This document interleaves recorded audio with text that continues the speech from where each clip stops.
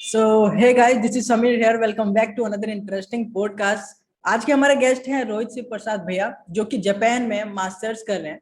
तो भैया हमें बता रहे होंगे कि अगर आप सोच रहे हो अभी आपने अगर 12th पास की हो या फिर आपने बैचलर पास किया हो या फिर आप सोच रहे हो कि जापान में मुझे पीएचडी करना हो, तो भैया इंडिया से आप अगर ये सारी चीजें सोच रहे हो तो जापान में किस तरीके से आप पढ़ सकते हो, अपनी फर्दर स्टडीज कर सकते हो, क्या क्या फर्स्ट स्टेप है, देन उसके बाद क्या क्या आपको करना रहता है, क्या वीजा का सिस्टम होता है, किस तरीके से आप कॉलेज में जापान के एक यूनिवर्सिटी में किस तरीके से एडमिशन ले सकते हो, वो सारे सवालों के जवाब हमें भैया गाइड कर रहे होंगे।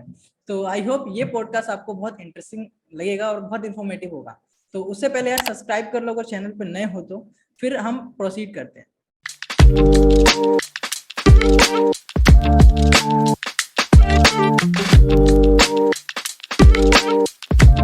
वेलकम भैया, प्लीज इंट्रोड्यूस योरसेल्फ। अच्छा, तो मेरा नाम रोहित शिव प्रसाद है। मैं यहाँ पे अभी मास्टर्स कर रहा हूँ department of automotive sciences Kyushu university से। सेकेंड ईयर है एंड साथ में पार्ट टाइम भी करता हूँ जॉब। एंड उसके अलावा मेरा अपना भी चैनल है RSP इन जापान। तो मैं कोशिश करता हूँ कि लोगों तक इंफॉर्मेशन पहुँच जाए कि जापान में कैसे क्या प्रोसीजर है, कैसे रहते हैं, लाइफस्टाइल कैसी है। एंड होपफुली आज आप लोगों को बहुत अच्छी इंफॉर्मेशन मिल जाएगी।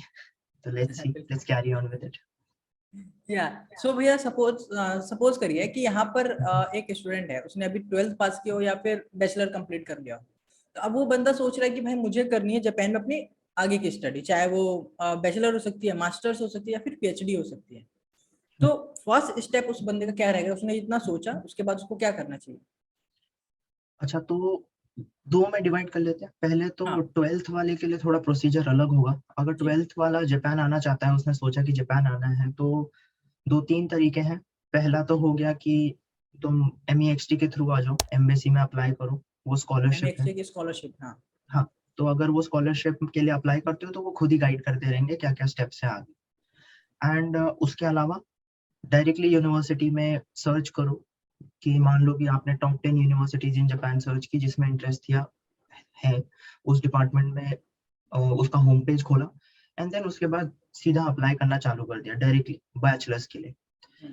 जब बैचलर्स कंप्लीट हो जाता है अगर किसी का इंडिया में ही, और तब अगर सोच रहे हो कि जापान आना है, तो सबसे फर्स्ट स्टेप है कि तुम कौन सी लैब में आना चाहते हो, किस प्रोफेसर के अंडर कैसा काम करना चाहते हो। यहाँ पे इंडिया की तरह नहीं होता है कि हमने मैकेनिकल इंजीनियरिंग में मास्टर्स की है तो वो मैकेनिकल इंजीनियरिंग में ही मतलब मास्टर्स कर मतलब बैचलर जिसमें किया उसी से हाँ। कंटिन्यू करते हैं। यहाँ पे थोड़ा रिसर्च बेस्ड है, तो क्या करना चाहते हो, किस तरह की थीसिस लिखना चाहते हो, ये सब थोड़ा देखना पड़ता है। तो पहले प्रोफेसर को ढूंढना पड़ेगा, किस यूनिवर्सिटी में जाना है वो ढूंढना पड़ेगा। ये पहला स्टेप रहेगा PhD के लिए भी और मास्टर्स के लिए भी। तो पहले अगर 12th के हो तो सिंपली आप एमएक्सटी के लिए अप्लाई करो और फिर वो मतलब जो भी एम्बेसी होगा वो गाइड करेगा कि भैया 12th के बाद बैचलर करना हो तो ये सारी चीजें करो एमएक्सटी में। हाँ, और अगर आप हम जैसे कि सपोज करें कि वो ग्रेजुएट हो चुका है, बैचलर कंप्लीट कर चुका है, अगर उसे मास्टर्स या पीएचडी करना है तो देन प्रोफेसर को फाइंड करना है। तो ये बता दीजिए कि प्रोफेसर को कैसे फाइंड करेंगे? काफी सिंपल है। हर यूनिवर्सिटी की वेबसाइट होगी, उस वेबसाइट पे ग्रेजुएट स्कूल्स होंगे, उनके मतलब कौन कौन प्रोफेसर क्या काम कर रहा है हर चीज डिटेल में दी होगी, और सबका ईमेल एड्रेस या फिर फोन नंबर कोई एक चीज दी होगी। और एक चीज ध्यान रखनी है, या एक्चुअली क्या होता है, स्पैमिंग होती है।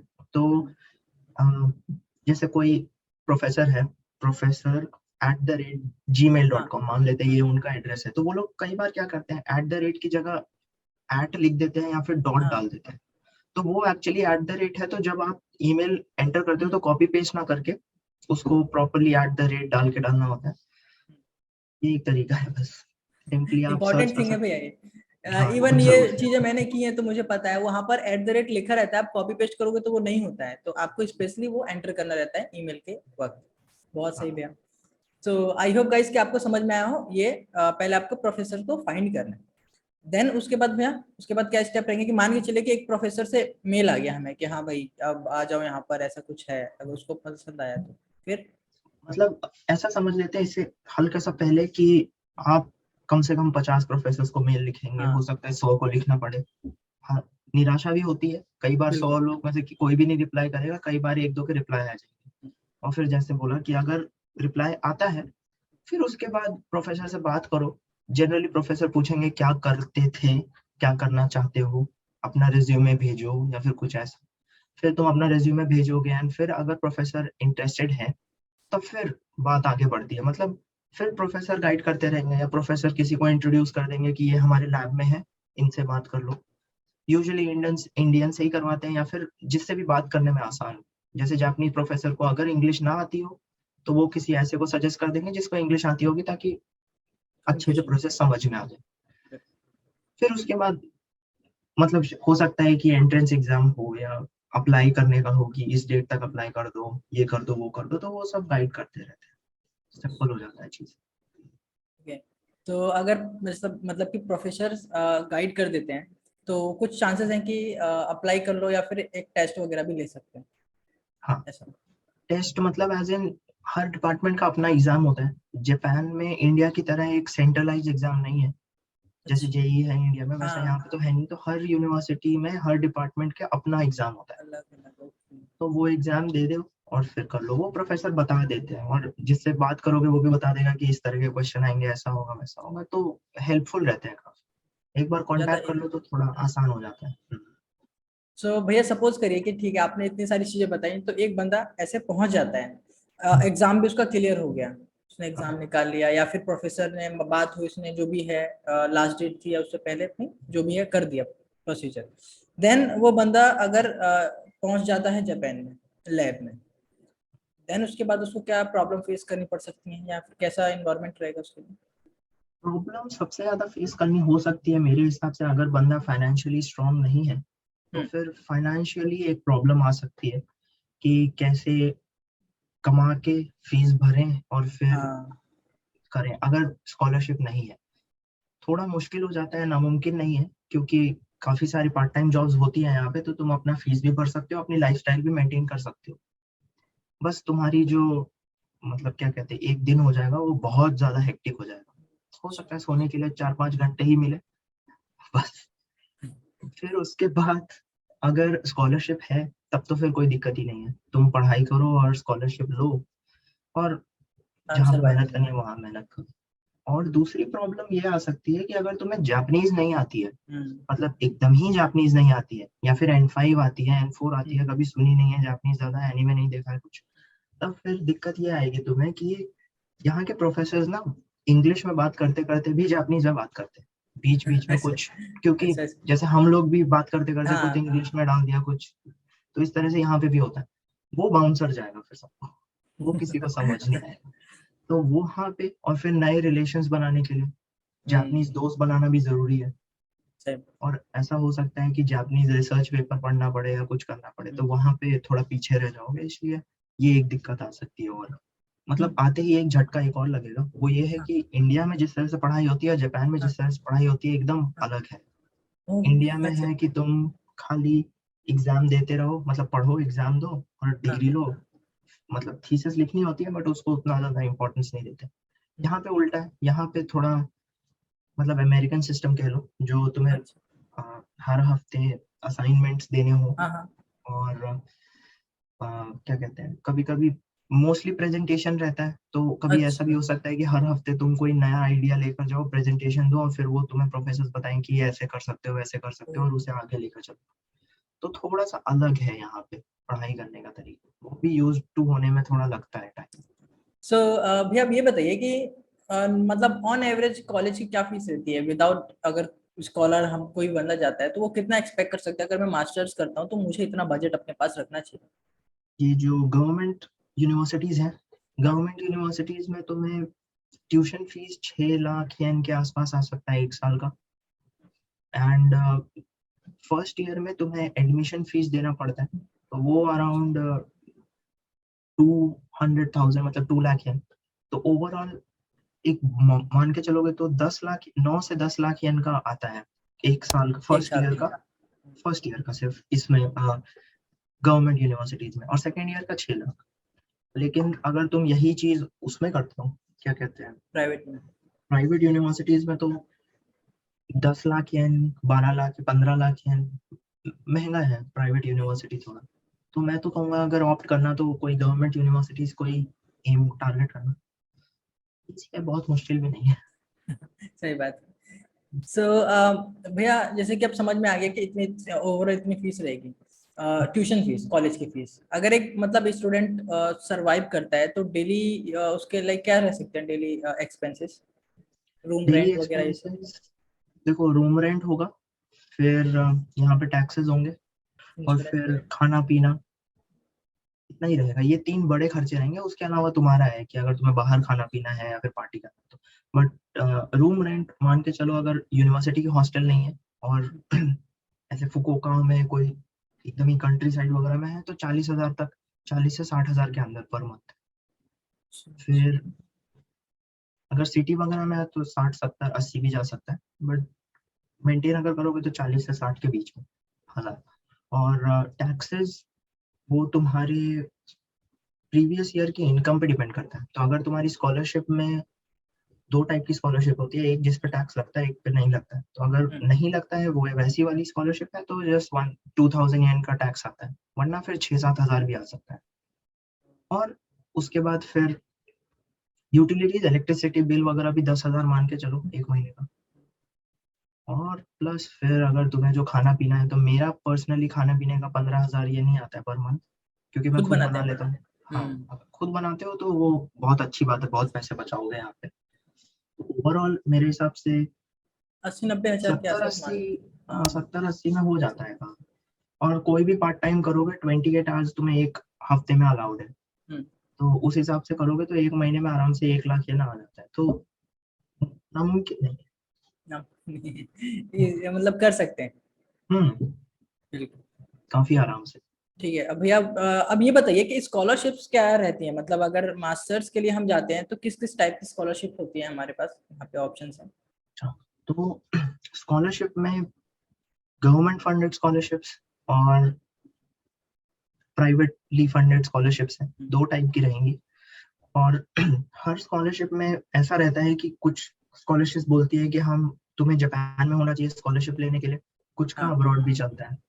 ठीक है, तो बहुत सारी स्कॉलरशिप है, देख के चलो 200-300 स्कॉलरशिप्स हैं।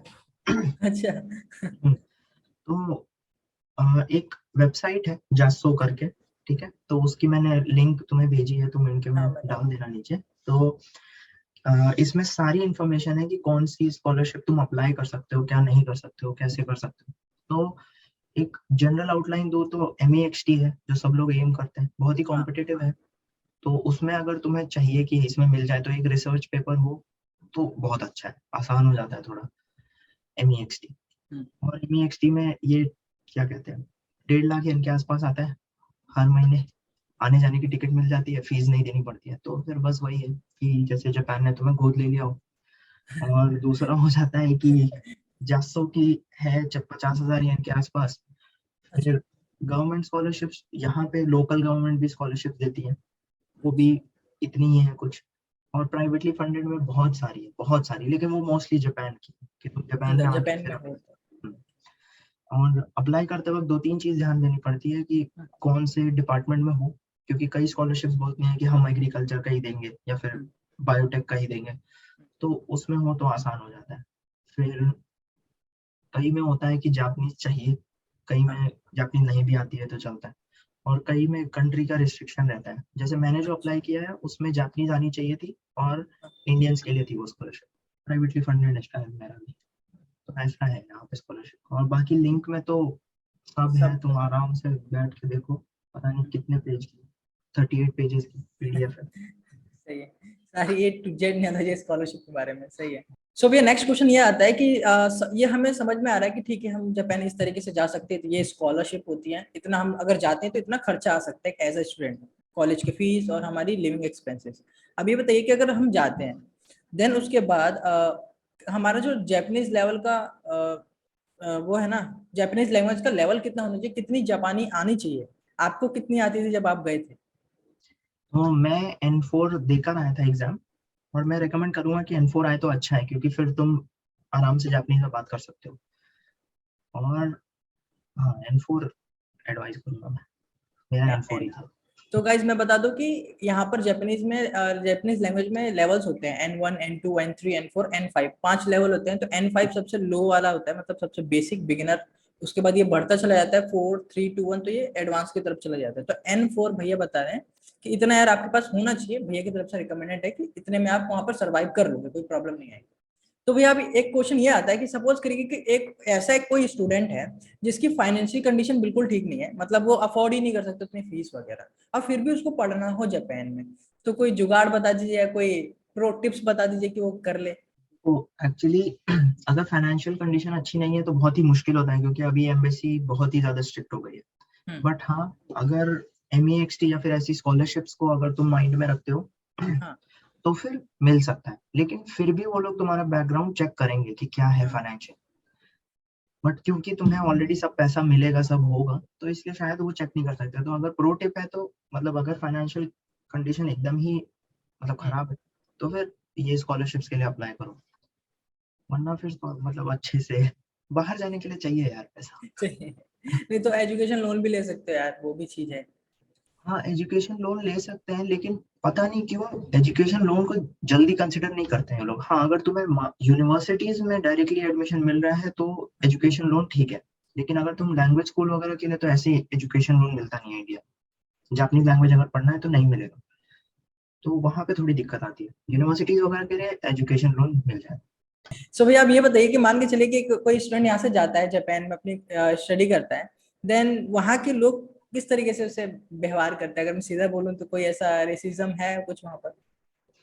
अभी तक देखो, मैंने तो ऐसा कोई रेसिज्म फेस किया नहीं है। ऐसे कई वीडियोस में यूट्यूब में देखते रहोगे कि हम ट्रेन में बैठते हैं तो अगल बगल कोई जापानीज नहीं बैठता है, हाँ, ऐसा कई वीडियोस में बोला गया है। हाँ, वो ऐसा सिर्फ हमारे साथ नहीं है, जापानीज लोगों के बगल में भी नहीं बैठना चाहते, वो जगह छोड़ के ही बैठते हैं, तो वहां पे तो शायद नहीं है रेसिज्म। उसके अलावा हाँ, एक चीज है कि लोग जल्दी तुमसे बात नहीं करेंगे। तो अच्छा, वो ऐसा तुम्हें फील हो सकता है कि हाँ यार, ये अलग रह रहे हैं मेरे से या फिर मेरे को इग्नोर कर रहे हैं। वो इसलिए नहीं है कि रेसिज्म है या कुछ, वो जस्ट बिकॉज उन्हें हमारी भाषा नहीं आती है तो वो हमसे बात करने से डरते हैं, बस और कुछ नहीं है। तो रेसिज्म ऐसा बहुत ही अच्छी कंट्री है रहने के लिए। अगर इसको थोड़ा सा और वो करूँ, मैं डीप में जाऊँ तो जैसे कि आपको कोई जापानीज फ्रेंड होंगे, बहुत से होंगे, तो वो आपको कैसे हम्म। ट्रीट करते हैं? यहाँ पे ना जापानीज लोग जिनके फॉरेन फ्रेंड्स हैं ना, वो हाँ, बहुत ही कूल हो जाते हैं। तो वो अच्छा, लोग हमें भी बहुत ही बढ़ा चढ़ा के ही रखते हैं, तो मजा आता है इन लोग के साथ, अलग अच्छा, माहौल बन जाता है, बातें करने में भी मजा आता है, अच्छा लगता है। मतलब ऐसा कुछ लगा कभी कोई नहीं। ट्रीट नहीं करता कि ये तुम लोग अलग हो टाइप का, काफी घुल मिल के ही रहते हैं। तो मैंने ओवरऑल क्वेश्चंस पूछ लिए कि कोई स्टूडेंट कैसे जा सकता है, पूरा एक कंप्लीट ट्राई किया कि एक अच्छे रोड मैप की तरफ समझा पाऊँ।